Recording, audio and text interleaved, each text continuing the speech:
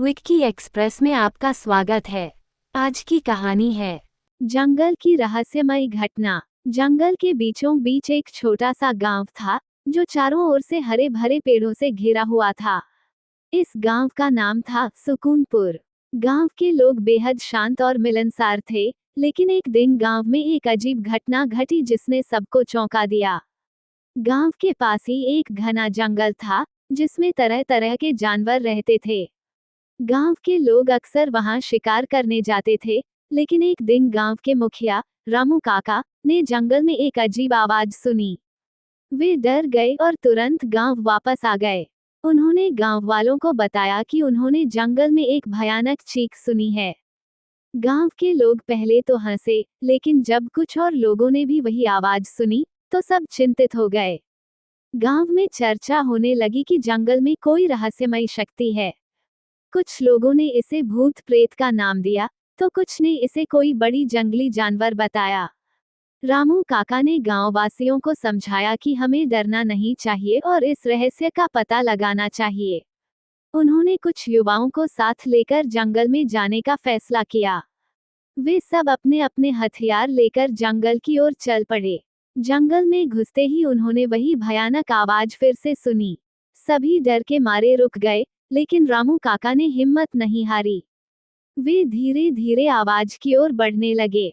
जब वे आवाज के पास पहुंचे तो उन्होंने देखा कि एक बड़ा सा अजगर एक पेड़ के नीचे लिपटा हुआ है और चीख रहा है।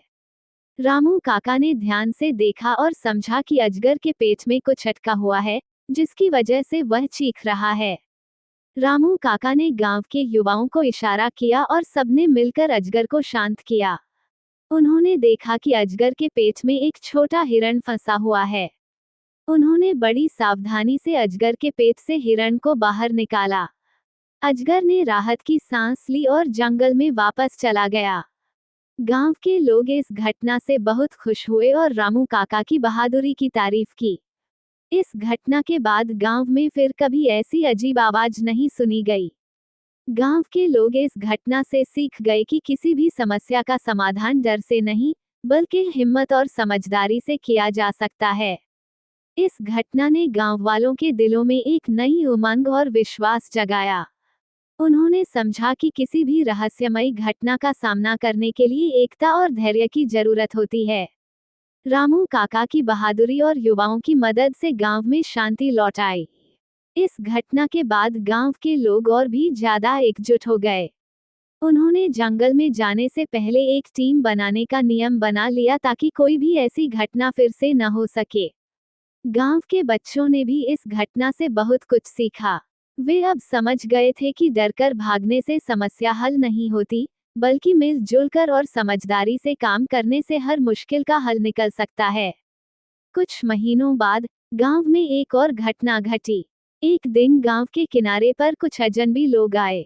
वे लोग बहुत भूखे और थके हुए लग रहे थे। गांव वालों ने उनसे बात की और पता चला कि वे लोग अपने गांव से भटक गए हैं और घर वापस जाने का रास्ता ढूंढ रहे हैं। गांव वालों ने उन अजनबियों की मदद करने का फैसला किया। उन्होंने उन्हें खाना खिलाया और आराम करने के लिए जगह दी। अगले दिन रामू काका और कुछ युवा उन अजनबियों को उनके गांव तक पहुंचाने के लिए तैयार हो गए। रास्ते में एक बार फिर से वे जंगल से होकर गुजरे।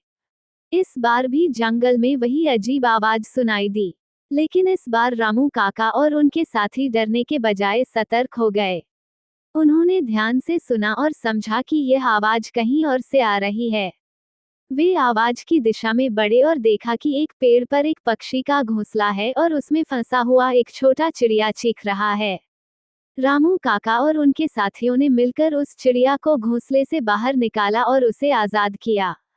इस घटना ने गांव वालों को एक और सबक सिखाया कि हमें हमेशा सतर्क रहना चाहिए और किसी भी समस्या का शांतिपूर्वक और समझदारी से हल निकालना चाहिए। गांव के लोग इस घटना के बाद और भी ज्यादा एकजुट और मजबूत हो गए। उन्होंने एक दूसरे की मदद करने और हर समस्या का हल मिलकर निकालने का संकल्प लिया। सुकूनपुर गांव एक मिसाल बन गया कि कैसे एकता, धैर्य और हिम्मत से किसी भी मुश्किल का सामना किया जा सकता है। इस कहानी से हमें ये सीख मिलती है कि डरकर भागने से बेहतर है मिलकर हर मुश्किल का डटकर सामना करना। सुनने के लिए धन्यवाद। मेरा चैनल सब्सक्राइब करें, लाइक और शेयर भी करें। धन्यवाद।